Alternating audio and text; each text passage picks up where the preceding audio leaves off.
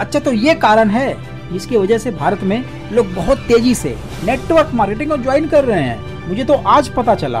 अब तो 100% लग रहा है कि कुछ करना ही पड़ेगा। हाँ, ये कर लो पहले।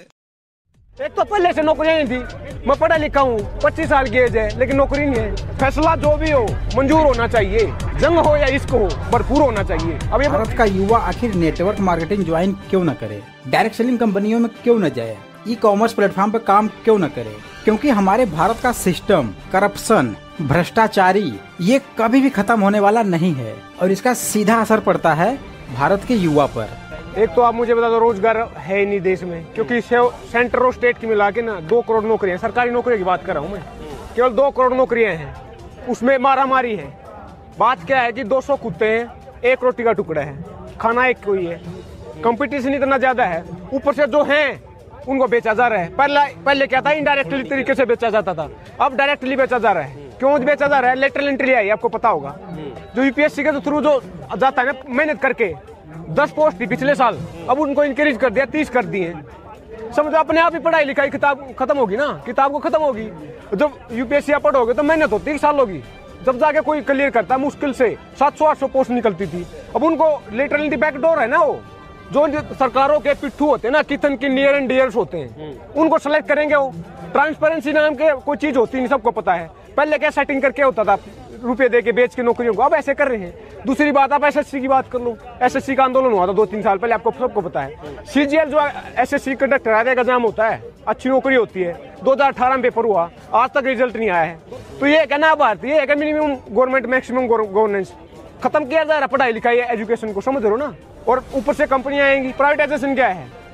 अब जैसे लॉकडाउन हुआ, 8 करोड़ माइग्रेंट लेबर अपने घर गए, इन पूंजीपतियों घर फैक्ट्री में काम करते थे, इन्होंने अगर एक भी पैसा दिया हो तो, किराए का पैसा दिया हो तो, सारी उम्र तो इन्होंने पैसा कमाया उन श्रमिकों की वजह से। जब उनकी दुख की घड़ी आई तब वो हट गए। यही तो विकास है। मैं वही बोल रहा हूँ, 200 में से 200 नंबर लो आप, तब भी सिलेक्शन नहीं हो रहा। ये कहाँ रह रहे हैं हम? कौन सा विकास है ये? दूसरी बात, प्राइवेटाइजेशन बोल रहा हूँ ना मैं, जो पीएसयू होते हैं ना उनको बेचा जा रहा है, तो नौकरी तो प्राइवेट हाथों में चलेगी। क्योंकि पीएसयू क्या है, कॉर्पोरेट ग्राउंड उद्योगपति वो खरीदेंगे उनको, कंपनियों को, तो अपनी मर्जी से वो सरकारी इतनी सैलरी देंगे क्या? 10-10 हजार रुपये सैलरी दी जा रही है। तो ये विकास खत्म होने जा रहा है देश। नया बजट आया, उसमें बोला कि 2 तो बैंक बेचे जाएंगे, एक बीमा क्षेत्र की कंपनी बेची जाएगी। एफडीआई जो 49% होता था ना बीमा क्षेत्र में, 74% कर दिया है, इंक्रीज कर दिया है। तो ये बेचना ही तो क्या है? पहले क्या होता था, बजट आता था, ये होता था क्या सस्ता हुआ क्या महंगा हुआ। अब क्या हो रहा है, क्या बचा क्या बिका? बेचने जा रहे हैं भाई। 2.25 लाख करोड़ का टारगेट रखा है डिस इन्वेस्टमेंट का। डिस इन्वेस्टमेंट वो है कि बेचा जाएगा कंपनी। 2010 में पेट्रोल को कंपनी पे हाथों छोड़ा था, सरकार का इंटरवेंशन होता था, पेट्रोल को सरकार डिसाइड करती थी। बोला क्या था कि सरकार कंपनी डिसाइड करेगी डेली बाय डेली ना, उसको जीएसटी से बाहर रखा पेट्रोल डीजल को, वो कंपनी डिसाइड कर रही है। डीजल पेट्रोल प्राइवेटाइजेशन हाथों में, कंपनी डिसाइड करती है, तो उसका भाव कहाँ है? देख लो आप, 25 या 26 रुपए का 1 लीटर तेल आता गल्फ खाड़ी देशों में, यहाँ पे कितने 100 रुपए का। ये तो वही बात होगी, 200 रुपए का पजामा, नाड़ा 1200 रुपए का, क्योंकि टैक्स 75 रुपए, समझ रहे हो? ये लूटपाट नहीं तो क्या है? ये खत्म नहीं करने जा रहा तो क्या है? एक तो पहले से नौकरियां नहीं थी। मैं पढ़ा लिखा हूँ, 25 साल की एज है, लेकिन नौकरी नहीं है, समझ रहे हो ना बात को? तो एक तो पहले नौकरियां थी, उनको खत्म किया जा रहा है। बोला ना बैकडोर से लेके आ रहे हैं, लेटरल एंट्री बेचा भी जा रहा है, सबको पता है। ऊपर से प्राइवेटाइजेशन कर रहे हैं, अपने आप ही खत्म होगी पढ़ाई लिखाई किताब। और जो डिसेंट यूज करेगा, जो पढ़ा लिखा होगा, उसको जेल में डाल देंगे, समझ रहे हो ना।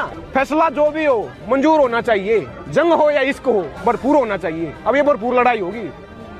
प्यार भी करना चाहते हैं, जानते हैं हम, लेकिन जंग भी करना जानते हैं। जो अपने घर से ये सोचकर निकलता है कि मैं शहर जा रहा हूँ, पूरे मेहनत से पढ़ाई करूंगा और किसी अच्छे खासे सेक्टर में गवर्नमेंट जॉब करूंगा या फिर प्राइवेट ही जॉब करूंगा, लेकिन वो अच्छा खासा होगा। लेकिन जब वही युवा बाहर से घर लौटता है तो उसके अंदर एक निराशापन होता है, एक होपलेस होता है, वो डिप्रेशन में होता है। अब इसका जिम्मेदार कौन है? वो युवा खुद या भारत की सरकार? हमारे भारत का सिस्टम ऐसा है और जिसके लिए एक एलिजिबिलिटी और क्राइटेरिया भी होता है, लेकिन एमपी, एमएलए, सीएम, पीएम के लिए कोई भी एलिजिबिलिटी क्राइटेरिया नहीं है।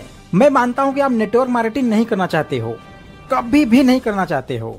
आप तो रह लोगे, लेकिन आपके घर वाले कैसे रह पाएंगे? आप उनका पालन पोषण कहां से कर पाओगे? मैं आपको कई बार बोल चुका हूं, प्राइवेट सेक्टर अब लेना बंद कर दिए हैं। गवर्नमेंट का हाल आपको पता है। आप करोगे तो करोगे क्या दोस्त? और आपके पास कितनी बड़ी एजुकेशन है, कितनी बड़ी डिग्री है आपके पास। एक IITian, एक NITian भी आज बेरोजगार है। अब इससे बड़ी डिग्री क्या हो सकती है? MTech, BTech, PhD, MPhil, इन सबसे बड़ी डिग्री क्या हो सकती है? लेकिन अगर आपकी डिग्री इससे कम है, कोई भी दाल गलने वाला नहीं है, क्योंकि आपके ऊपर जो है वो जाके पूरा कर लेंगे। लेकिन आज समस्या ये है कि वो भी बेरोजगार हैं, और बस इसीलिए जरूरी है कुछ बड़ा करना, कुछ अलग करना। क्या फर्क पड़ता है अगर गवर्नमेंट जॉब नहीं मिलेगा तो? पैसे कमाने, दैट्स इट। बट हाँ, अच्छा काम करेंगे, लीगल और सही तरीके से। कोई भी काम इनलीगल नहीं होगा, देश के खिलाफ नहीं होगा, किसी के विरोध में नहीं होगा और किसी के साथ नहीं होगा। जो भी होगा एथिकल होगा, सही होगा, जैसे कि और बाकी लोग करके आगे निकल रहे हैं, अपने लाइफ को, कैरियर को, अपने फ्यूचर को सबसे अच्छा मोमेंटम दे रहे हैं। उम्मीद करता हूँ दोस्तों कि आपको ये वीडियो बहुत अच्छा लगा होगा, बहुत कुछ चीजें सीखने को मिली होंगी। वीडियो अच्छा लगा हो, अपनी टीम के साथ, रिलेटिव के साथ, फ्रेंड के साथ, प्रोस्पेक्ट के साथ जरूर शेयर करें, क्योंकि इस वीडियो के बाद ना आपकी ज्वाइनिंग में, आपके बिजनेस में 4 चांद लग जाएंगे। फिर मिलेंगे किसी ऐसे इंटरेस्टिंग वीडियो के साथ। तब तक के लिए thanks for watching, wish you all the best.